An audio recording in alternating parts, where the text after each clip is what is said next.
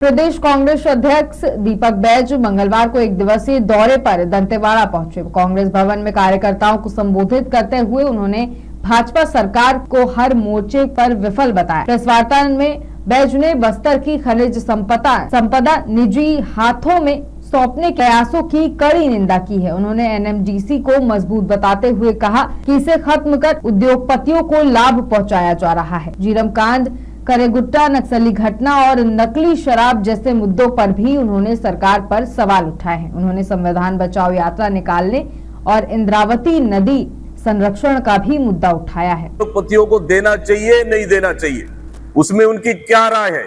सवाल नंबर 3। क्या सवाल नंबर 4 हमारा, क्या वर्तमान में एनएमडीसी काम कर रही है यहाँ और एनएमडीसी बेहतर काम कर रही है? कोई बस्तर की जनता को आपत्ति नहीं है क्योंकि वो सरकारी उपक्रम है। लेकिन सरकारी उपक्रम के आड़ में, नक्सलवाद सफाई के आड़ में ये सरकार यहाँ पे निजी उद्योगपतियों को हमारे जल जंगल जमीन और माइंस को बेचने जा रही है। और इसी चीज को हम लगातार कहते रहे कि आने वाला समय में अडानी और अंबानी को भी यहाँ की खनिज संपदा को बेचा जाएगा। तो हमारे बस्तर के जनप्रतिनिधि क्या कर रहे हैं इस मसले पर हम पूछना चाह रहे हैं। इसलिए इस मुद्दे को लेकर जब तक कांग्रेस पार्टी है, तब तक कांग्रेस पार्टी ने निर्णय लिया कि आने वाला समय तक 3 साल तक जब तक सत्ता नहीं बदलती है तब तक हम यहाँ पे चाहे रुंगटा स्टील हो, चाहे आर्सेलरमित्तल हो, उनको यहाँ पे निजी उद्योगपतियों को हमारे खनिज संपदा को यहाँ पे दोहन करने नहीं देंगे।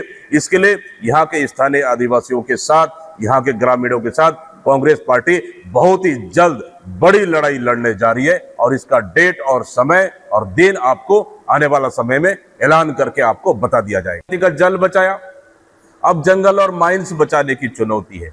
आपको पता है कि दंतेवाड़ा के बैलाडीला की पहाड़ को छत्तीसगढ़ की भारतीय जनता पार्टी की सरकार ने बेच दिया है और ये आर्सेलरमित्तल को और रुंगटा स्टील को, 2 निजी कंपनियों को बैलाडीला की हमारे खनिज संपदा को इस सरकार ने बेच दिया है।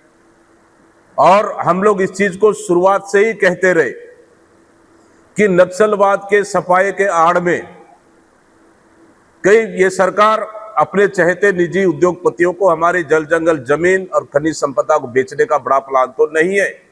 और ये कहीं ना कहीं हकीकत में दिख रहा है। जो हमें पहले से शंका थी, पहले से हमारे डाउट था, और वो शंका, वो डाउट हमारा क्लियर हो चुका है कि हमारे जल जंगल जमीन और माइंस को इस सरकार ने बेच दिया और रुंगटा स्टील को और आर्सेलरमित्तल को, बैलाडीला की पहाड़ी को इन्होंने निजी उद्योगपतियों को दे दिया। मतलब हम लोग जो शक कर रहे थे, शंका जाहिर कर रहे थे, वो सही साबित हुआ। इसलिए आज हम लोग कांग्रेस कार्यकर्ताओं के साथ चर्चा कर रहे हैं, पूरे जिले के कार्यकर्ताओं के साथ, कि हमारे जल जंगल जमीन को बचाने के लिए क्या करना चाहिए। सभी लोगों ने एक ही स्वर में कहा कि इसके लिए कांग्रेस पार्टी लड़ाई लड़ेगी।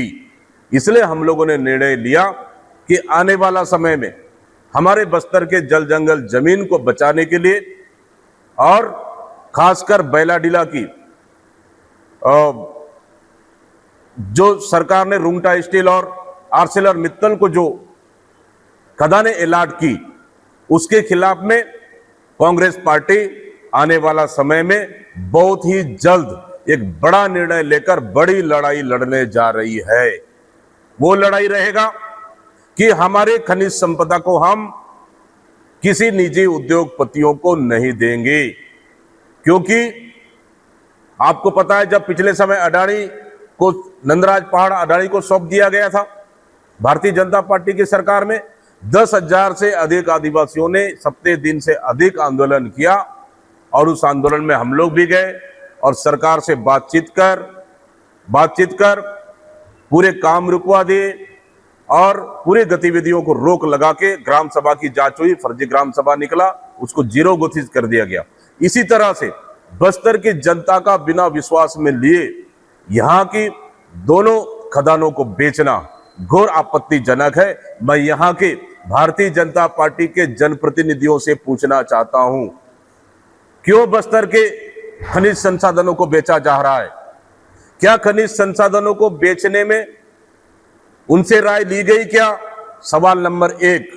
सवाल नंबर 2, क्या खनिज संसाधन बैलाडीला पहाड़ को बेच दिया गया?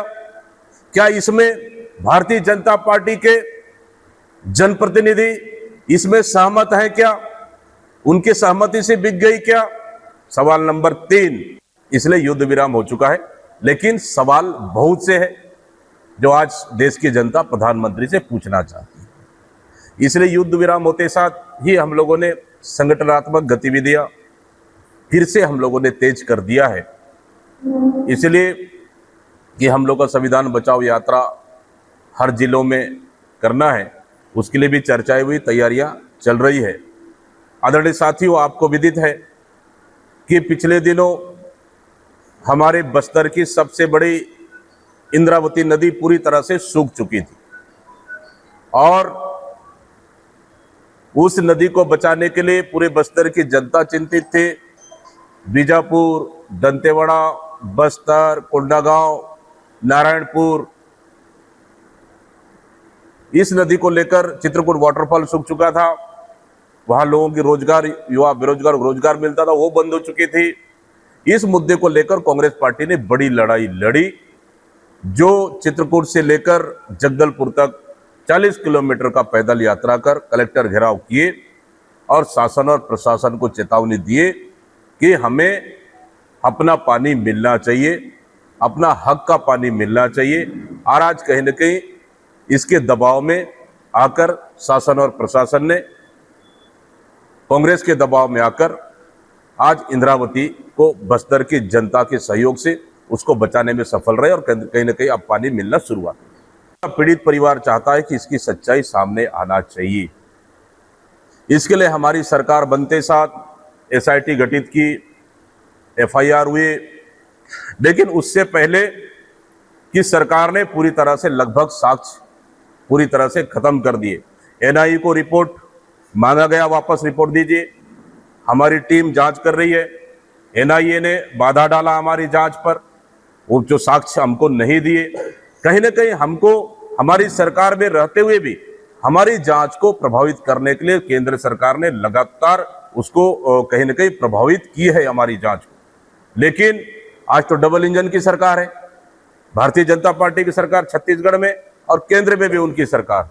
सच्चाई आना बाकी है, देश की जनता चाहती है इस घटना का सच्चाई आना चाहिए। इसलिए कहीं ना कहीं अगर सच्चाई होती तो मैं समझता हूं कि सच्चाई आती, लेकिन इस घटना में कहीं ना कहीं हम शुरू से कहते रहे कि ये कहीं ना कहीं टारगेट किलिंग था, ये राजनीतिक हत्याएं थी। इसी वजह से कहीं ना कहीं इसको प्रभावित करने के लिए पूरी तरह से कोशिश की जा रही है।